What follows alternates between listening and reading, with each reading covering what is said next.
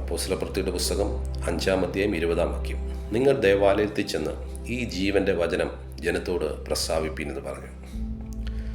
ഇതാ കാരാഗൃഹത്തിൽ കിടക്കുന്ന അല്ലെങ്കിൽ തടവിൽ കിടക്കുന്ന പത്രോസിനെയും യോഹന്നാനെയും വിടുവിച്ച ശേഷം ദൂതൻ പറയുന്നൊരു കാര്യമാണ്, ഈ ജീവൻ്റെ വചനം ജനത്തോട് പ്രസ്താവിപ്പീൻ എന്ന് പറഞ്ഞു.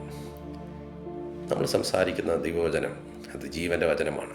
അത് പ്രസംഗിക്കുമ്പോൾ ജനത്തിൽ മാനസാന്തരമോ ഉണ്ടാകുന്നു, പാപബുദ്ധം ഉണ്ടാകുന്നു, ദൈവത്തിലേക്ക് മടങ്ങി വരുന്നു, രോഗികൾ സൗഖ്യമാകുന്നു, ഭൂതങ്ങൾ അലറിയോടുന്നു, ഹല്ലേലൂയ, അന്ധകാര ശക്തിയിൽ വിട്ടുമാറുന്നു, നാളുകളായി അടഞ്ഞ വഴികൾ തുറക്കുന്നു, അനേകയിടങ്ങളിൽ ദൈവത്തിൻ്റെ പ്രവൃത്തി വെളിപ്പെടുന്നു. ഹല്ലേലൂയ.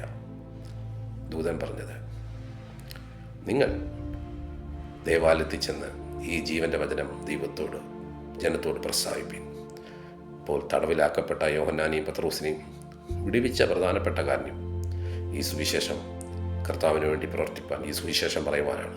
ഈ പകൽക്കാലം ദൈവം നിന്നെ വിടുവിച്ചെങ്കിൽ, ഏതെങ്കിലും പ്രതികൂലത്തിൽ നിന്ന് വിടുവിച്ച്, പ്രതിസന്ധിയിൽ നിന്ന് വിടുവിച്ച് പുറത്തെടുത്തിരിക്കുന്നത്, നീ മൗനമായിരിക്കുമല്ല.